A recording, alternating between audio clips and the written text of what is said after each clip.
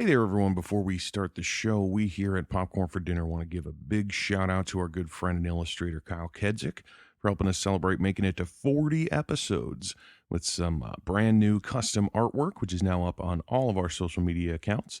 We love it. We hope you love it. And if you're looking for some new custom artwork for your business or project, you can look him up on Facebook at Kyle Kedzik, or even drop him a line at kylekedzik@gmail.com. That's KYLEKEDZUCH@gmail.com.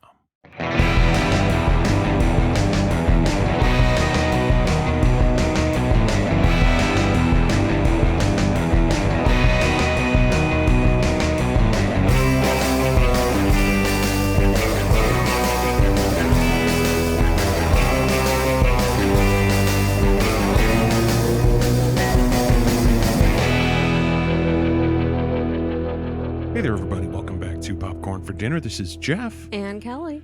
Before They Were Famous month moves into week 2, and this one was a bit of a trip. Because all like, yeah, really. There's a specific person in this that we are looking at as before they were famous, because there's a handful of people in it where this was like a very early role for them. Yeah. But there is one specific person that it is long before they were famous, before they became the person that everyone knows of them. So much so that their name is different.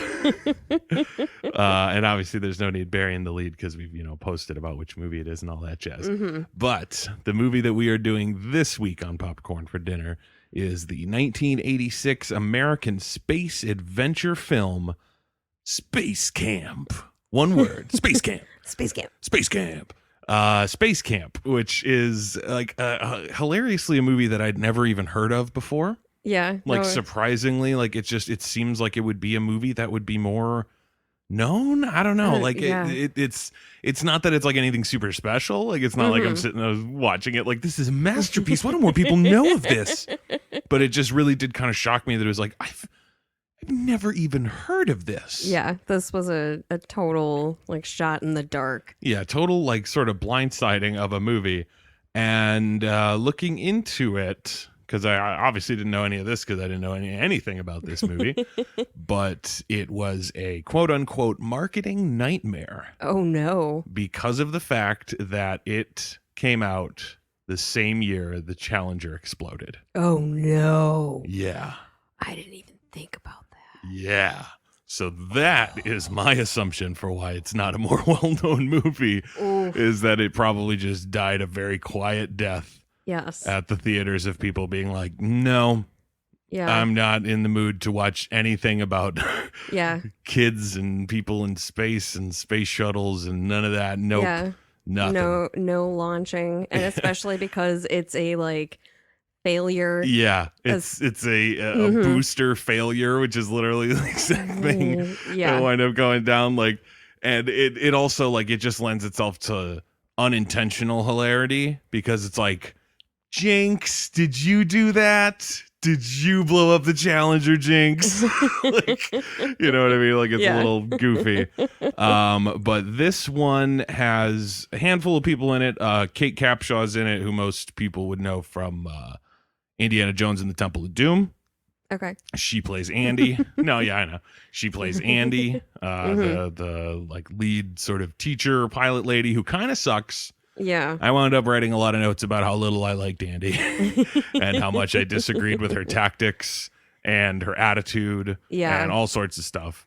But she's in it. Very early roles for people like Kelly Preston, Leah Thompson, Tate Donovan, which his name popped up in the credits and it was like introducing or something like that. I'm like, Tate Donovan. I just wrote the Tate Donovan because I was like, I have no idea who this guy is. What is introducing? Who is this guy? It's the guy who plays Kevin, who later on I was looking through all of his roles of like, what the fuck do I know this guy from? Because he's so distinct. He was on Friends. I forget the character's name. I think he's one of Rachel's like bosses or love interests or something like that. I think his name is Joshua. Joshua. Yes, yeah. Boyfriend. There you go. Yes. There you go. So yeah, I was like, oh, that's why his fucking face is so familiar. Thank you. Yeah. But the Tom Skerritt is also in it as well, who's from Alien. He's the guy with the mustache, her husband or whatever. Not. Yeah. Yes. Yeah. I'm getting my own people mixed up. But the person who this movie is really truly for this month is the one. It was very much like that, of like, oh my goodness gracious, because like all of the marketing, I know, all of the marketing and everything that like they showed it, I feel like they got pictures of him from a few years later, yeah, right, to put on like the box and shit, because I was expecting another teenager like the rest of the teenagers, and then in walks tiny little baby Leaf Phoenix, Joaquin Phoenix. Unbelievable. It was amazing. I literally wrote all capitals, tiny baby Joaquin. Like, holy shit. It is amazing.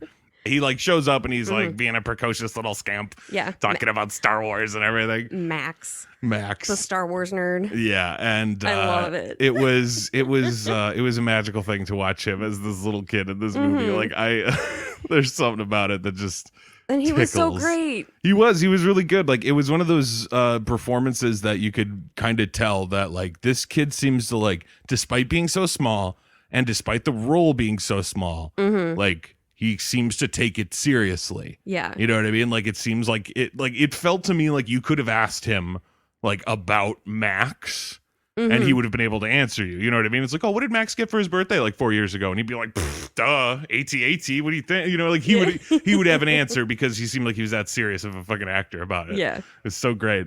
But the synopsis of the movie, essentially, according to IMDb, I got right here, it says the young attendees of a space camp find themselves in space for real when their shuttle is accidentally launched into orbit.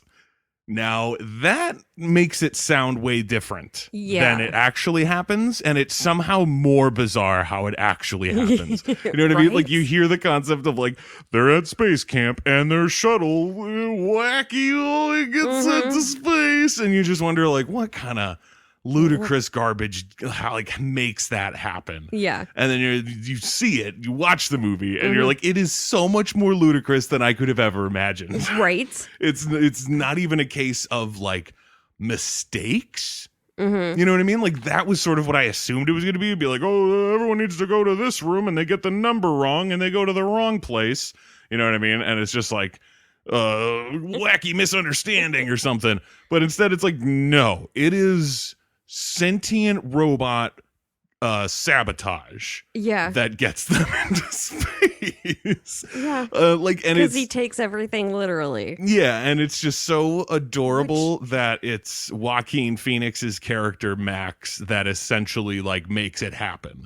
You know, like, I thought that was great, because at first I was a little concerned, because I was like, I know he's like credited in the movie and stuff, but when they started introducing characters and you get Catherine, the girl who's all business about SpaceCamp, who's like, I want to go to SpaceCamp because I'm going to be a fucking astronaut and I'm super serious about this. Yeah. And you got Tish, who I wrote down as cinema's smartest airhead. Like, it's so clear that that's what her character is supposed to be, like, kind of like Valley Girl. Oh my God. But then it just turns out that's like, oh, also she has a photographic memory. Yeah. So it's like I feel bad saying it, but it's like, she's not technically smart. Like, she's not like, it doesn't seem like she wants to learn all that much. She's just kind of like there to party it up. Yeah. But then it just also so happens that, like, I have all the information I've ever read in my brain. Yeah. Just sort of on accident. I don't even like it. Yeah. You know what I mean? It's so, like, such an interesting kind of character, even if in the end it just like there's a very specific part late in the movie where I wrote down, I was like, wow, her photographic memory would have been real, helpful in this situation, but apparently she just didn't read this part of the manual. She read every other part, but not this part. That's a shame. That was the one book she didn't read. Yeah, the 2 pages were stuck together and she flipped past it, didn't even see it. Such a bummer. And then you got Rudy, who Rudy was actually pretty great to a certain extent. The kid who, like, he likes science, but all of the kids at school think it's lame. So like he feels lame about liking it, but he's there and he's trying and he's super talkative. He won't stop talking, but in a way more like endearing way than normal. You know what I mean? Like most kids in a movie, like teens in a movie, if their character trait is like motor mouth and they won't stop talking, eventually it gets really annoying. Yeah. And in this movie, there was just the one scene where he started talking where I was like, they specifically told you not to talk, Rudy. And then a character kind of calls him on it too. So I was like, okay, that was more of a joke than a oversight of character. But they did let him talk for way too long. Yeah, they did. Considering that they were using oxygen. Considering the stakes. Yeah, the stakes being pretty high. Yeah. Being their lives. Yeah. And then you got Kevin, who is the Tate Donovan character, who is just, I mean, he's the worst of them. He's the worst in the general sense. You know, it's one of those things, like as soon as he like started getting into the movie and you kind of learn about him and like what his deal is, I was just like, oh, one of these people. Like, I can understand, and I'm totally fine with the like character who is someone who doesn't give a shit. You know what I mean? Like, especially kind of the way he looked. I was like, it's almost like Randall from Clerks goes to SpaceCamp. You know what I mean? Like, he's just like a guy who doesn't give a shit, and he's like, whatever, and he makes jokes, and he's blowing by. He doesn't give a damn. I forget. I got to look up his like mantra that he tells Rudy, and Rudy literally looks at him and he goes like, do you really think that? You know, do you remember that? And it was just like, yeah, dude, this guy's a real, like, this guy's kind of suck. Oh, here it is. His mantra is like, sleep late, drive fast, don't take any of this shit seriously. And Rudy's sitting there like, we're at SpaceCamp. You know what I mean? Like, that's the whole point, is to take it seriously. Like, this isn't like detention or, you know, like that you're like forced to be here. Like, Kevin is apparently, because there's some nonsense about like, he got a car, so now he has to go to space camp. Like, I didn't understand that trade that they were talking about. It's like, his dad wants him to go to space camp. He doesn't want to go. So the dad gave him a car. So now he has to go to space camp. Right. It's more the case of like, you can lead a Kevin to space camp, but you can't make him learn. You know what I mean? Like, it seems so strange to be like, here's the car. You have it. It's not even like he drove a shitty car to space camp and it's like, I'm going to get a better one once I get out of here with a stellar record or something. You know, he doesn't have to do anything. He already has the car. So it's literally just like, just show up to space camp and be there, apparently, and it gets you a car. I was like, this is the dumbest plan. Kevin's dad is an idiot. Like, that's the worst. And then that is when, essentially then, because you know the kids all show up to the camp and they get separated into their groups. Kevin steals another kid's badge to get in the same group as Catherine, which is like another one of those things where it's like, okay, so he doesn't want to be here, but now he's got the hots for this girl who showed up on a plane, which I thought was hysterical once I realized what was happening. Like, they show the plane fly overhead and someone makes a reference to it, and I was like, oh yeah, that is kind of weird that there's just this prop plane flying over the space camp. Like, I wonder what they're doing. And then it lands and she gets out and it's just like, and off to camp. Like, she's getting dropped off in a minivan, but it's a plane. I thought that was hysterical. Like, I was so jealous. I mean, I'm sure they're terrifying me, but you're definitely of a different breed about that. But you know, it's just like, oh, she's cute, but she's all about the space camp that he doesn't give a shit about. You know, it's one of those it's one of those things where it's like, they clearly have nothing in common. And the movie is going to cram them together because like, that's just what movies have to do, apparently. They think so, they have to cram it in every time. And the whole, like, I didn't give a shit about the moments when they like started to like get kind of like tender and everything, because I was like, what are you doing, Catherine? You are serious about this. I also didn't like the fact that Tish gave her a makeover. I'm like, you are at space camp. There's no space prom. You know what I mean? It's like, you're not here to get laid. It's space camp. Again, it's not detention. It's just so silly. Like, I was like, another fucking 80s makeover scene. Especially because it's like Leah Thompson's just like cute teenage girl. Seriously. She's just like adorable and like, you know, and it just doesn't absolutely nothing wrong. Like, I guess it's just like straight hair, like the 80s. It was like, if you have straight hair, that means you're a total loser and you're a square and nobody likes you. Look at how big her hair is. She's awesome. You know what I mean? So it's like, that's what they do to make someone seem like frumpy. Yeah. But if you look at it through any other context, like not the 80s when big hair was everything, you're just looking at this girl and you're like, there's nothing wrong with her. Why is she getting a makeover? Yeah. What is the point of this? That was probably one of my biggest things about the movie. Like, I had a lot of fun with how, like, kind of goofy and ridiculous a lot of shit became. Yeah. But it also just, like, I felt like the opportunity was missed to make it something special because of how just, like, by the numbers everything is. Where it's like, okay, at the beginning of the movie, all of these kids have a single problem. And over the course of the movie, that single problem will be solved. Like, they will overcome it. Yeah. And then that's the end of the movie. And they're done. Their arcs are complete. You know what I mean? And that was really all there was to it. Like, and as much as it's like, what more do you want from a movie? Isn't that what movies do?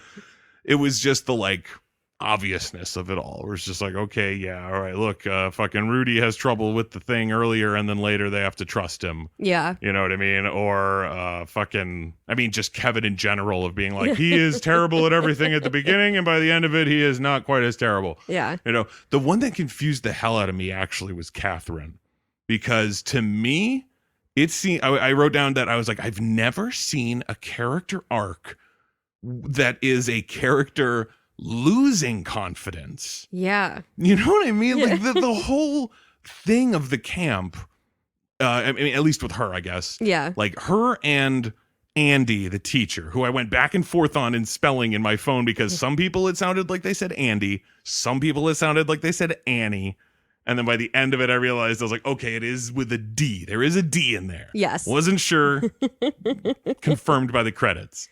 But like the movie opens on her as a little girl, and that was silly to me. Yes. Like that was really silly just because of like how like it did not at all for a moment feel like a real thing a small child would say. Even a small child that was obsessed with space. Yeah. Because that was the silliest thing I've ever seen, where it was like, and then way off in the distance, she sees what she assumes, and I'm assuming she's right, is like the space shuttle going up way, way, way, way off in the distance. Yeah. And then it like refracts some light or something off of it. Or like drops a booster or something. Yeah, whatever. Something causes like a flash of light, and she says the words, "John Glenn winked at me." I was like, what? Yeah. Like, you don't really believe that though, right? That's just like little kid talk or something. I don't, what you really don't, please don't tell me you believe that. But yeah. And so she grows up to be like an actual pilot.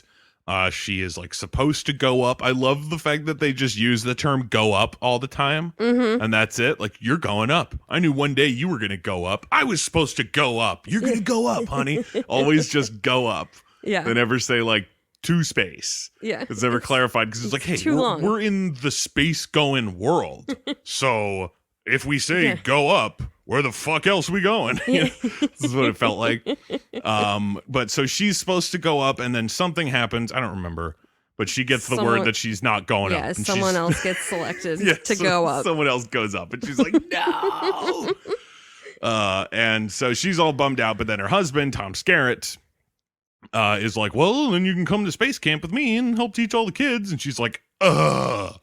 And I shouldn't seen that as like a sign of things to come. Yeah. Because in my head, I was like, okay, they're going to go to space camp. They're going to have fun. They're going to get into wacky hijinks. I should have realized that her initial reaction to going to space camp, was basically just her being like, ugh. Like that was her lines of dialogue. That's what it meant. Yeah. Just bleh.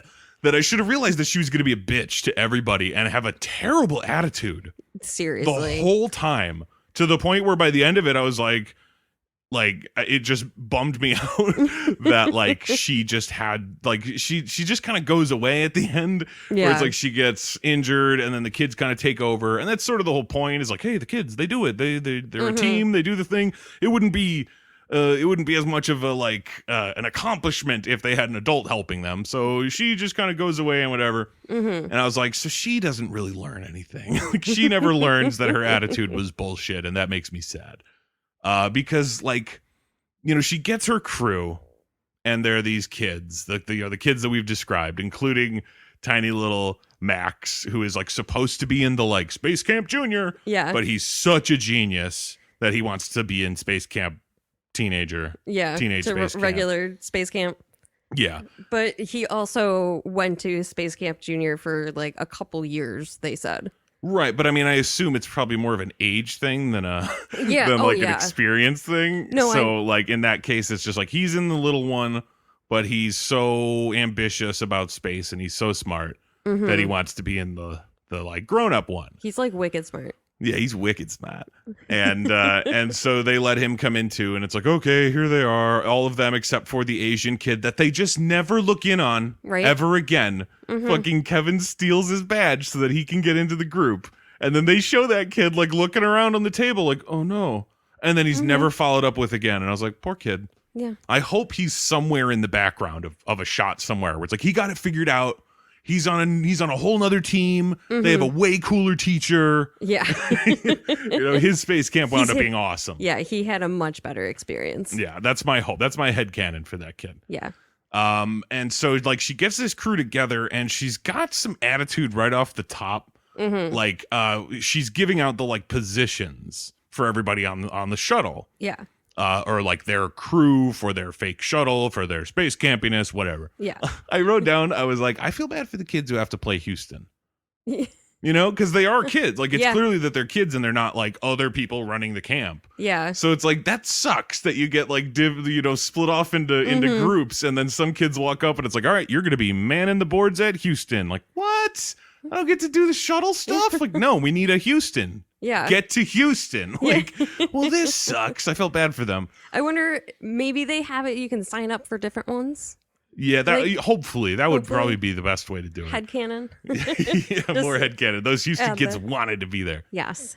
And so they're getting all their like positions and shit, and she makes Rudy and Tish like side character roles, you know what I mean? It's like you are the mission specialist and then you are the second mission specialist. Like you guys will never, you don't have to deal with anything more important than the thing that you do. So just you're fine. But then it comes down to who's going to be the pilot, who's going to be the shuttle commander. And it's like, okay, so, Rudy is clearly like big on science. He said it a couple of times. Yeah. And then he gets that job. So, okay, whatever. And then, Tish seemed, she's at least sort of smart-ish or whatever. But okay, she'll do the other thing over there. And then you have Catherine, who is like, she's like Hermione from Harry Potter. It's like she's like such the by the book student. Like, I know everything and I've read everything up and I'm very prepared and I'm ready for this to go. Yeah. And then you have the douchebag Kevin on the other hand.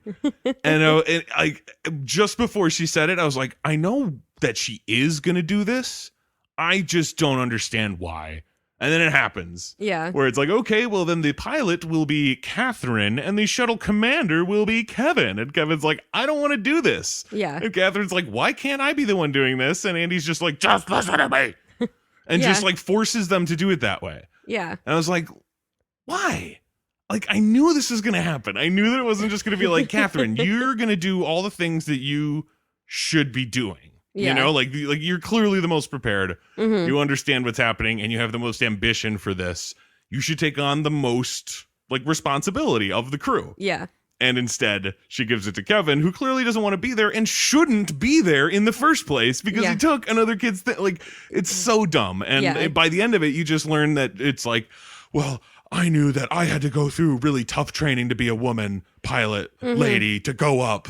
And and so I wanted to make sure that you had to deal with that too. Yeah, that's the way you're gonna learn. Yeah, and I was like, that's a terrible attitude to have. Yeah. Like, shouldn't you be like the person who's now in power and being like, hey, I can make this easier for her instead of fucking harder? Yeah. You know what I mean? Because it's like if she had like a flaw, you know what I mean? Because like in the end, Catherine kind of doesn't, and it's not like I'm like ragging on the character too much about it. Yeah. But it's just like, I'm super prepared and I want to do this. It's like, what's her problem though? Like, I mean, I guess her problem is that she's attracted to idiots. Yeah. Like Kevin. and a little indecisive.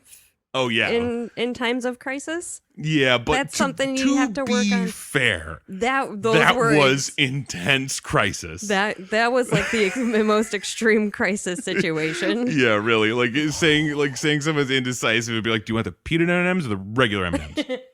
Peanut or regular? We gotta go. Like that's a little different than like, okay, so currently Andy is hanging out of the space shuttle behind us, and the doors are gonna close and lock her in, and then we're gonna re-enter, and it's gonna kind of be like in Vacation when the dog gets dragged behind the car, except it's re-entry into our atmosphere.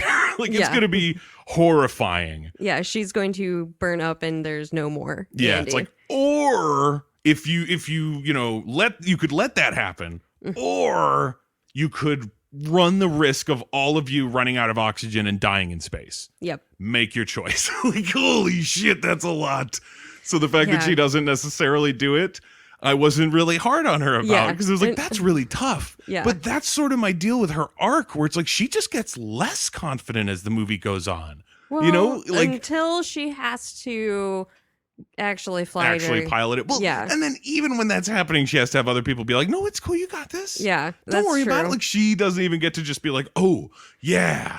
She's like, oh my god, oh my god, oh my god. And Kevin's like, no, it's cool. I mean, either you do it right either you do it wrong and we die, or you do nothing and we die. So hey, how about that? Yeah. You know what I mean? Like, that's it's kind of lunacy by the end of the movie. Yeah.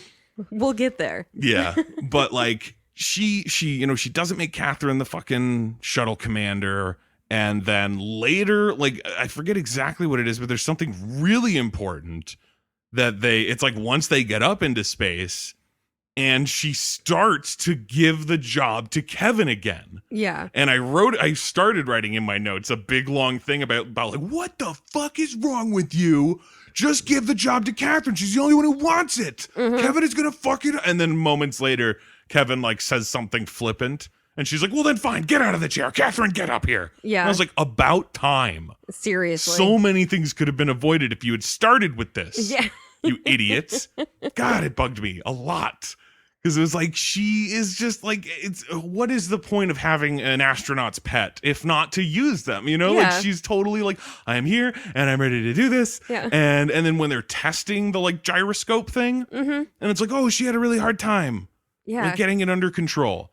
And instead of being like, hey, let's try it again, or like, hey, here's some pointers. Yeah. Instead, Andy starts, I think it's that scene that she mentions, she tells her like, yeah, well, 4 people are dead now. No. Because of that. Well, I know she does that later. Yeah. But she says something along the lines, because I wrote into my notes, I was like, I love that it comes back so often, that's like a thing that she does. Yeah. And she takes it way too seriously. Yeah. But she mentions something about like, you just got a bunch of people killed. Yeah. Like, everyone on the shuttle is dead now. Yeah. Because you couldn't pull up in time for whatever. And then she just like waltzes away. Mm-hmm. I was like, you're the shittiest teacher in the world. You're like, do this. And then she did it wrong. And it's like, well, fuck you, and then leaves. Like, she doesn't teach. Yeah. And she has just this chip on her fucking shoulder. Mm-hmm. And like, I get it. Yeah. You know, like, okay, you're a woman pilot. And I guarantee you that you constantly get overlooked for things, including apparently whatever just happened at the beginning of this movie. Yeah. So I get that you've got, stuff going on. But you can't take it out on these kids, these SpaceCamp kids. Yeah. Who are here like to have fun and enjoy space and learn shit. Yeah. And I did think it was fucking hysterical when their shuttle like thing, they sit down in that fake shuttle to like, to do the simulation and everything. And everything starts going wrong. And, Kevin is a terrible shuttle commander. So everyone starts disobeying him. And he's just sitting there like, whatever, I don't care. And he's like singing and like just being a little dick about it. And then Andy busts in and is just like, 4 people are dead because of you.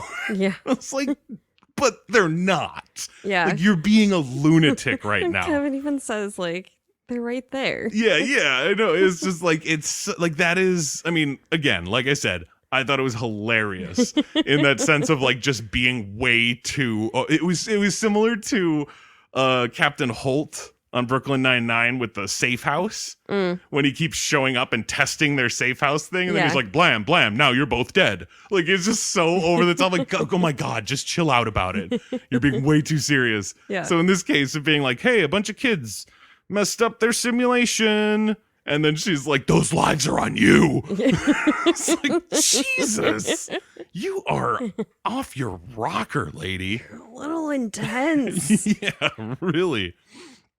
It was nuts, though. Go drink some tea or something. Yeah, just chill out. I mean, literally, at that point, just be like, I don't want to be here. If you're going to be, you know what I mean? Yeah, like, if seriously. you're going to have that big of an attitude about it and you're Call clearly... in a substitute. Yeah, like, you're clearly beefing about something else, and it's affecting what you're doing, and it's making you act like a jerk, and you didn't want to be here in the first place. Be like, you know what? I was right. I shouldn't be here. Yeah. I recuse myself. Yeah, really. It's like, it is in the end just SpaceCamp. It's not like, but if we don't have you, then what? How will we win the SpaceCamp softball league or something? You know, it's like, no, there's no need. She can just leave. It's fine. Yeah. And then they, oh, this was my favorite part of the movie, is them going through NASA and the introduction of the best character in the movie. Jinx, the robot who loves Joaquin Phoenix. Yes. It's like my favorite thing in the world. Because like the whole plot line with it is so absurd and hilarious. Like in every single way, it's just like, that is the thing that I have the most questions about in this movie. It's the thing that sets so much other stuff in motion. You know what I mean? Like, it is a plot device more than once. Yeah. In terms of like having something happen. Because like my favorite thing about it is the fact that when it's introduced, it's basically just like, it's just this ball that has some legs on it with wheels. It has a little stalk tripod that like pops out. Yeah, it's got this little like thing that pops up that kind of looks like it has eyes. And it speaks. It looks like the thing that pops out looks like old school like flash bulbs for cameras. Just for visual reference. Yeah, and you could see like, oh, that's its like robot face or whatever. And they like introduce it as like a failed NASA thing. Yeah, because like, it takes every statement literally. Well, it's just the fact that it's like, okay, so this thing is not fit for space exploration, travel, experiments, whatever. For one, it would be like, yeah, probably, especially if you're just going up in the shuttle and not the moon, then like it wouldn't need wheels. Why would it need wheels? It's in space. But also it's a robot in space. What's it going to do? Like, it seems silly to ever have a robot in space. Yeah. You know, like, I don't know. Something seems odd about it to me. Like, it couldn't help you. You would still have to go get it. It would be no different than just any other device. It's just that it could talk to you and you'd be annoyed by it. Be like if your toaster could talk and you just like every time you walk through. She's like, hi, like, yeah, hi, I see you. Okay, it's great. Jesus. But like they're using it just as like a wrench holder. Like the dude is like fixing something and he's like, hey, Jinx, get over here. And it brings a wrench to him. And they're like, yep, that's basically all he does in here. Hardy, har, har, har. Yeah. And then Max, Joaquin Phoenix, like befriends it. Yeah. And steals him somehow. And steals him, which is the like so hysterical that he like steals him, brings him to the like bunks where all the kids are sleeping. Yeah. Hides it in the closet. All the older boys get suspicious of it. I love that one line where the dude's just like, he's got it in there. And that's all he just says that. He doesn't explain what it is. And I was like, he's got what? Yeah. What could this kid possibly have? Why are you all ganging up on this little kid? And then they open it and it's like, oh, he stole the goddamn robot. Okay. And then it just starts to exhibit like hilariously insane levels of like computing ability, knowledge, just everything. Yeah. Like the idea that this thing is somehow like failed is lunacy. You know what I mean? Because it's like it does things that our phones can't do. Yeah. Right now. Yeah. You know what I mean? Where it's like, okay, like, well, I guess maybe not, but sort of. Because Google Maps will never tell you a secret path. Yeah. It will only tell you how to take roads. Yes. But the robot somehow knows the secret path to get to the beach to tell Kevin so that he can take Catherine on like a date out there to watch a launch. Yeah. And then they get in trouble because they're out past curfew.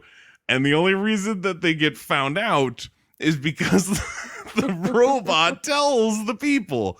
I don't even remember what caused it to happen. They're just like, oh no, they just ask. Yeah. Like, where's Kevin?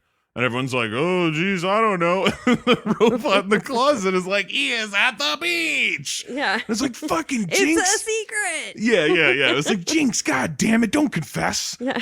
But then what was hysterical to me is the fact that, like, it tells the people. It's not even like they just hear that. And they're like, oh, let's check the beach. And they don't realize it was a robot. Like, the robot comes out and tells them, like, Kevin is down at the beach. And they're like, ah, shit, let's go. And they just leave the robot. I know. I was like, why can Max just keep it now? It's just like his pet or something. But then later, there's that one shot where it's just like the outside of some building at SpaceCamp.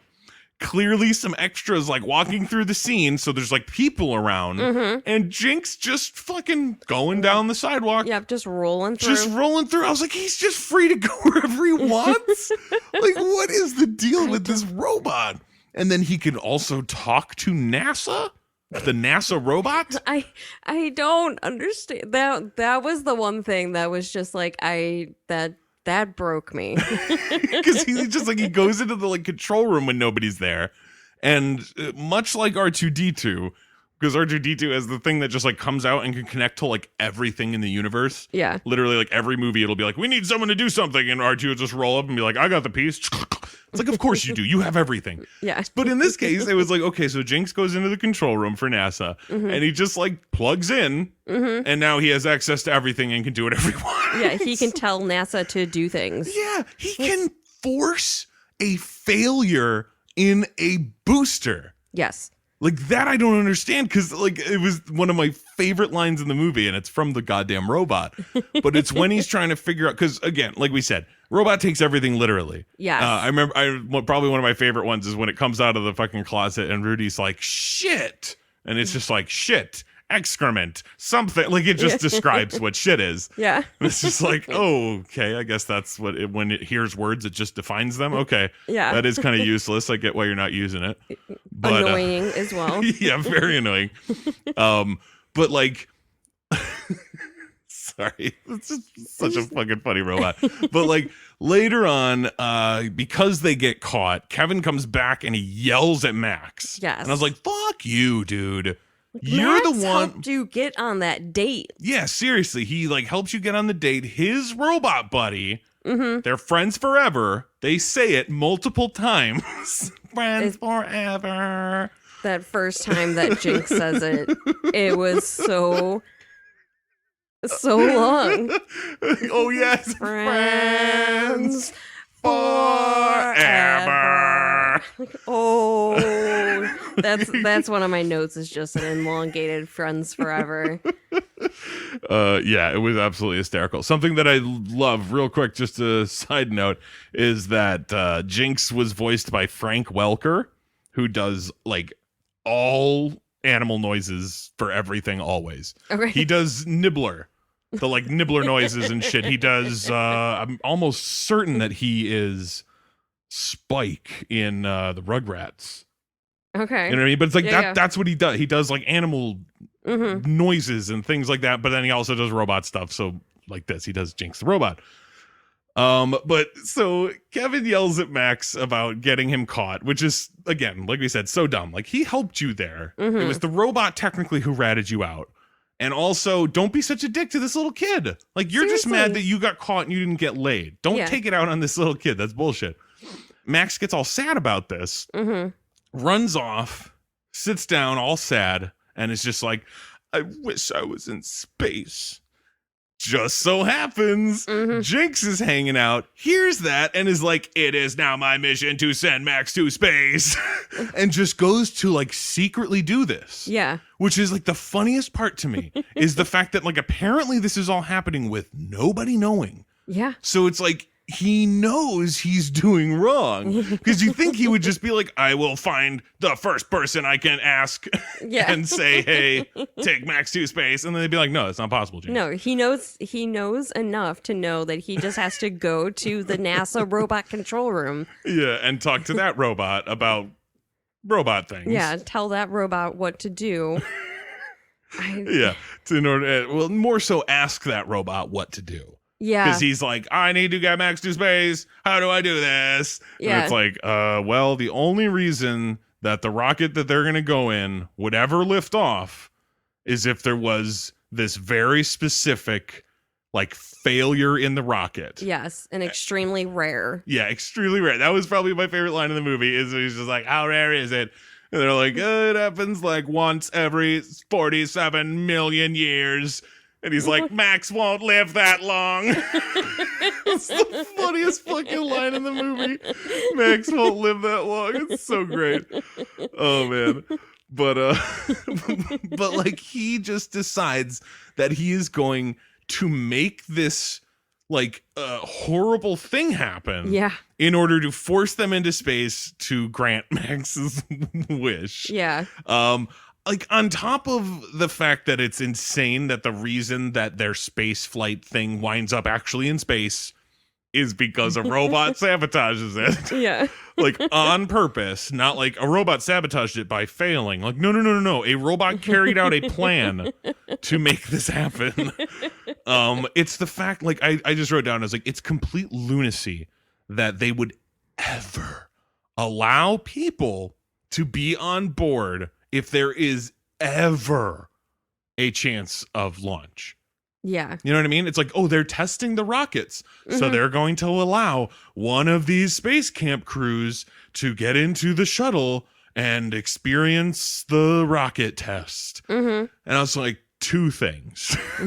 One, that's lunacy. No way they would ever let anybody be on it if there was ever a chance, even accidentally, that they would ever need to send the rocket off into space. So, like, straight up, I'm like, this is the stupidest fucking plot development in the world. Like, really? Yeah. Really? Okay.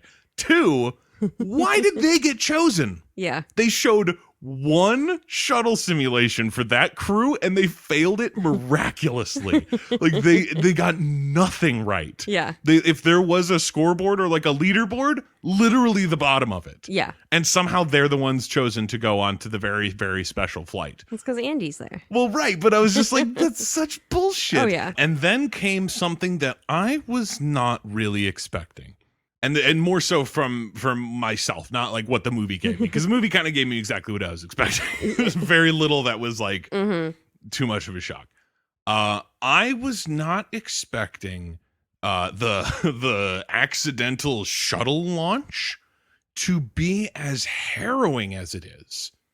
You know, do you know what I mean? Like, in a movie like in a silly 80s teen comedy SpaceCamp, we accidentally go to space, there's a talking robot. Like, for a movie like that, you would expect the launch, even if it's like accidental and there's like panic, that it would just be like, oh geez, here's the zaniness. Instead, everyone is screaming. Yeah. And they're just like, we're gonna die. And Andy's like, oh my God, put on your helmets, Catherine. Because Catherine like falls to the back of the shuttle because she's not like buckled in when it goes off. Yeah, because she had to get unbuckled. She was in the pilot seat. So they were switching. Exactly. So it's like there's panic, there's the confusion. Catherine goes flying. Max is freaking out. Yeah, Max is like sobbing because he's a little kid. Yeah. And like everyone is like freaking out. And I was like, this is actually kind of terrifying. Yeah. This is not the like silly goof abouts. Just like, oh, there it is. It's like legitimately like at any moment we could be dead. Yeah.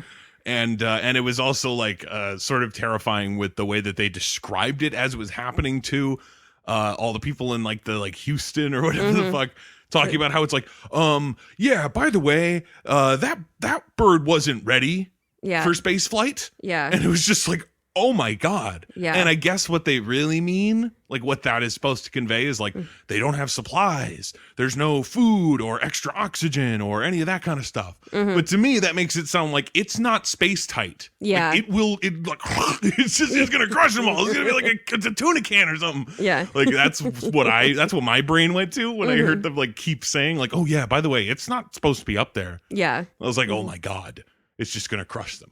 And then once they're in space, still also pretty terrifying. Yeah. I have learned after seeing many like space related things.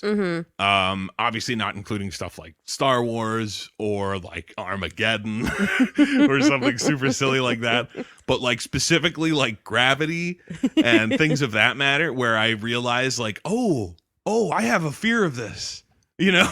Yeah. You know what I mean? Like that terrible feeling when you realize like, oh no, this is actually a nightmare for me. I didn't even know. It wasn't it's not like spiders or heights where I have like a very specific experience with these things, so I understand it. You know what I mean? Where it's like, no, this is just a movie. But even just watching this cheesy 80s movie on a TV, you know what I mean? Not even in like a movie theater like Gravity, which really fucked with me. I was like, oh, this is horrifying. Yeah, in IMAX. Yeah. But when, like when Max gets Sandra Bullocked off into space, that moment where that was happening, I was just like, oh no. I know that this is tiny baby Joaquin Phoenix on a soundstage, but like, this is terrifying. I hate it so much. But they get up into space. There's no space suits. Like, I mean, I understand that it's like, well, you're in the shuttle, so what does it matter? Like, they don't have to go out, and they eventually do to go get more oxygen, but but they just have Andy do it, where it's like, okay, yeah, that makes sense. She's clearly the one who would be actually. She is the trained astronaut. Yeah, like possibly she would know what she's doing more than any of these kids. Possibly. And then eventually they have to send Max out to go help her because she can't get to the oxygen tanks. And that whole sequence I thought was ridiculous. Or like, how is that the best option? Yeah, really. Send out the like 9-year-old kid to go help her out in space, just loose in space. And I mean, obviously, that's sort of the gist of the like action of the movie is like, we're in space and we don't have enough oxygen to get back or just to stay alive until we get back. Yeah. Because there's like a specific window due to the rotation of the Earth for when they can come back and actually land back where they're supposed to. Yeah. Which obviously is like, you know, the ticking clock of the scenario. But so it's like, and then there's a space station nearby that we can steal some oxygen reserves from. But it's still under construction. So the oxygen is like tied up. Yeah, it's just like, I mean, it seems crazy to me, but then I realize like, oh yeah, it's space. Nothing's really like moving out there. Yeah. It may be orbiting, but it's not really moving. So just the idea that it's like just a bunch of loose shit up in space. And it's like, oh wait, yeah, I guess that would work because it's not like it's going anywhere. That's how satellites work. Yeah, really. That's sort of what came to me. It was just like, oh no, yeah, it is just kind of loose shit in space. Right. Oh yeah. Okay. I'm actually not confused. I get it completely. But yeah, so they go to get the oxygen, and the whole time there's no communication with the people on the ground because it was like, it wasn't supposed to go up. Yeah. So they only have they have like walkie-talkie level radios. They can only actually talk to them once they're like in the atmosphere. Yeah. So that brings the whole the Morse code bit. Yes. Which is like, okay, so that gives Tish something to do. Yeah. Like you click those buttons in Morse code and let the people down on Earth like know that there's some sort of communication between us. And nobody figures it out. Yeah. For over 12 hours. Yeah. Because that's how much fucking oxygen they had before they get the other ones back. And it isn't until after they get those back that Jinx finally shows up to the command station and like confesses. Yeah. Which I was like, Jinx, don't do it. Because Jinx asked NASA like probability of Max's death or whatever. Oh yeah. Oh yeah. And it was like Max is already dead. Yeah, essentially. Yeah. And so Jinx freaked out and like went back to mission control. Yeah, and confessed to the crime. Like, I sent Max to space. Oh, poor guy. And they're just like, get that fucking robot out of here. Like, he's trying to help. And they're just like, this fucking robot again. I hate this thing. I was going to say, it feels like their predetermined attitudes toward Jinx is what led to that. Yeah. Where it's like, if this was just a random robot you didn't know, you'd probably listen to him. But since it's Jinx, who's been annoying you around NASA for the last several years, you're just like, oh, get rid of him. Oh, how did he get here? Yeah, really. Who let him in? He does not have arms. They just completely gloss over all the times that he has to wait for someone to open a door so he can go through it to get where he needs to go. That's why it takes him so long to get there. Yeah, exactly. He would have been there way earlier to let them know. But it's just, and then he sees the fucking Morse code like one of the dials beeping the Morse code, and he like beeps it back or whatever and like translates it. Yeah. And they're like, oh my God, it is Morse code. They're getting in contact with us. And I'm like, it's been 14 hours. Yeah. And nobody's noticed SOS? Yeah. Like constant from your fucking dials right in front of you? What is wrong with you? Like, it's obviously it's like like an unusual scenario where it's like literally what she was doing was like turning something on and off. Yeah, because into Morse code, but it's like, yeah, because there's no contact, and you guys know that they know that, so you should be like, I don't know, on the lookout for maybe a way they might be trying to contact you, like Morse code on the goddamn dial. Yeah, why did the kids think of that, but Mission Control didn't? NASA was sitting there with their thumbs up their asses like, man, I wish we could talk to them. I don't know how, though. Yeah. And then in the end, it kind of doesn't matter. Oh, no, it does. It does. I just realized. It's like, oh, yeah, because they have to change where they're going to land. Yeah. Because they missed their window because Andy got fucking knocked out by a canister of oxygen and was dragging behind the ship, and they had to pull her back in, and they missed their window. Yep. So then they had to land at a different place. Yeah. And I was like, okay, that's like a fun development. You know what I mean? Of it being like, oh, you gotta land here, and then okay, you gotta make the choice. You gotta either try to land there, or you have to kill. Or no, it's like if you want to land there, you have to kill Andy, essentially, because she's hanging out the back of the ship, and you have to close it. Yeah. So if you want to land, she has to die, and it's like, holy shit! So obviously, they're not going to let her die. I was like, I'm pretty sure this movie's not going to do that. So it's like, okay, so they're going to have to figure out a whole new way to do it. Yeah. And it's like, oh, yeah, well, there's a secret place. Remember the place where they had to land when there were issues? Like, oh, we're going to have to do that. This is going to be great. And then on the ground, they learn about that. And they're like, oh, that's where they're going to go try to land. We'll get a hold of them. Yeah. We'll get this all figured out. And I was like, okay, here we go. There's going to be some big, like, you know, thing where everyone's coming together to help these kids land a thing. And then it's literally just like, land, movie's over.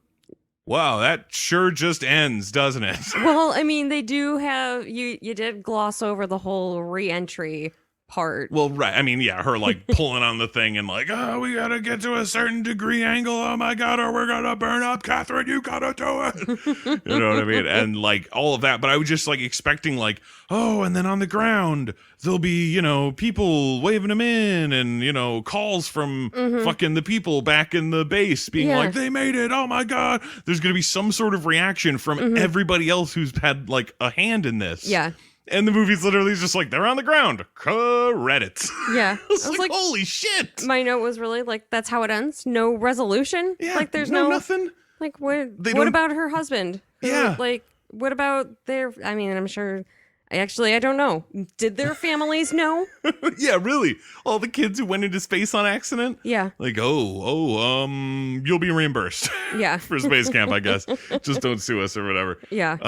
Yeah, it's so silly. I mean, and the fact that like she doesn't even really get a moment to embrace the fact that she went up.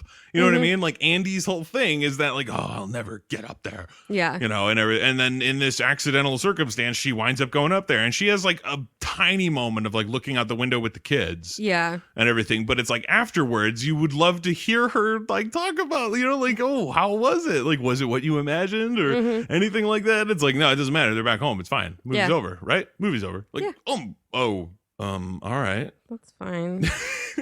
I wanted to see Max and Jinx reunite. Yeah, really. I mean, I thought Jinx was going to find a way to come with.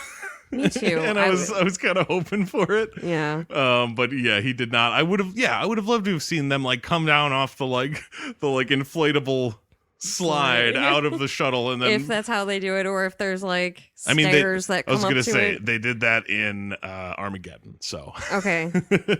I assume that's how it happens. That's the only reason I thought of it. Is like, yeah, because Armageddon. All right. But yeah, it would have been hilarious to have like fucking, you know, Andy running in slow motion towards Tom Skerritt, like, oh, they're reuniting, and then, you know, maybe Catherine's dad is there and sees her coming back, like, oh my God, and then you see Max like, yeah, and Jinx like, what? coming towards him. Yeah. It would have been fucking hysterical.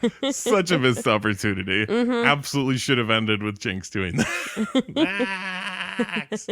Oh, so fucking funny. Like I said before, overall, I did wind up having fun with the ridiculousness of it.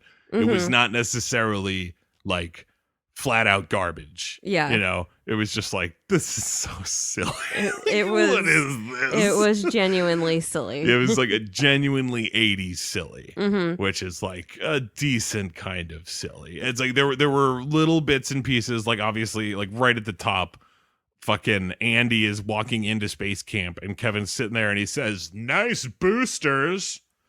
I was like, God, this kid's such a fucking asshole. It's like he's making a space pun while sexually harassing her. Yeah. And she's just like, boys. You know what I mean? It's like, yeah. So lame. And it's like, this guy, this is our fucking hero. The same guy who, when those older boys fuck with Jinx and break him, and like he just like short circuits and like falls down and everything. And Max is like heartbroken. And I wrote it in my notes because I thought it was just hysterical. Like, this fucking Kevin guy is apparently supposed to be like one of our main characters, someone we're supposed to care about. And that happens. Like the robot gets broken and he just says, "Sorry, kid." Yeah. I wrote, "Kevin, our hero? Question mark? Like, this guy kind of sucks. That's the best you can muster to this little kid who you've been like kind of been nice to. Yeah. You know, like it's like, oh, hey, little buddy, you know, like he's got that kind of relationship to him. So it's like you can tell he's sad. Come on. And it's not like it's some kid from like a different team or whatever that you haven't even been hanging out with like throughout the day. Well, like, no, this is like your teammate. Like, go be there for him, you dick. Really. And I thought it was kind of funny, that conversation that Catherine and Kevin have when they're on their little beach date, because it just hammered home even more like how absolutely not compatible they are. Because he's like sitting there and he's just like, what's so special about it? Yeah. Talking about going to space. Yeah. And it's like, even in my case of being like terrified by it, it's like, obviously what's so special about it? What do you think? You are leaving the planet that we all live on. Yeah, like it's literally one of the craziest accomplishments of mankind ever. Yeah. And he's like, I don't even get it. It's so silly. But her response to it was even crazier because she says, in space, anything is possible. I was like, floating is possible, but not anything. I don't know what that's all about. But then, so like that's her, like that's where her brain is at in terms of like all this shit of just being like, it is the craziest, most magical place in the world, space. Woo. Yeah. And then his fucking next line, or not next line, but very soon after, when it asked like why he doesn't give a shit about anything, he responds with, "We're all gonna get nuked anyway." What was with that? I was like, what? I was like, there is like, that is even too far for like Randall from Clerks. Like we were saying, like he's got a very similar attitude of like, everything kind of sucks and I kind of don't care. Yeah. But even Randall wouldn't be like, we're all gonna die in a nuclear holocaust anyway, right? Yeah. Like Jesus, dude. What? Also, I love the fact that right at the end, they're all on the shuttle, like, we got to get it back down. You do the thing you're supposed to be doing. You do the thing you're supposed to be doing. You know, like, you know, getting into their roles from the simulation and everything. Going to their stations. Yeah, it's like, which is hysterical because it's like, last time this happened, you all died. But okay. Take two. Yeah. But what I thought was hysterical about it was like Kevin suddenly becoming knowledgeable about anything. Yeah. You know what I mean? I was like, okay, look, I could understand him being more willing now to like do stuff and help out, but he starts like quoting statistics and like, you know what I mean? Like, and doing like formulas and shit. And it's like, when has he ever shown an affinity for math or science? Yeah. He literally doesn't care about anything. There's no way he can actually do this shit. If he had gone to fucking Catherine and been like, I'll do whatever you need me to do. Yeah. I'll help out. I'm totally willing and happy. Just tell me what to do. Yeah. Then I would have been like, okay, cool. Yeah. But the fact that he fully like, I will be the shuttle commander. It's like, you couldn't run a banana stand. What are you fucking telling me you're going to be the shuttle commander? Come on. So silly. But I think that is going to have to wrap it up for Popcorn for Dinner this week. It's a good second movie though. For the it's at least like quality wise it got better. Yes. Like the actual movie itself. Yes. Which was fun. And God, tiny little baby Joaquin. It's amazing. We'll see what next week brings us, though. Like I said, we have several that are sort of in the pipeline, and one that we actually physically have right now, so we can definitely watch it. So at least we have 1 week in the future specifically planned. Yes.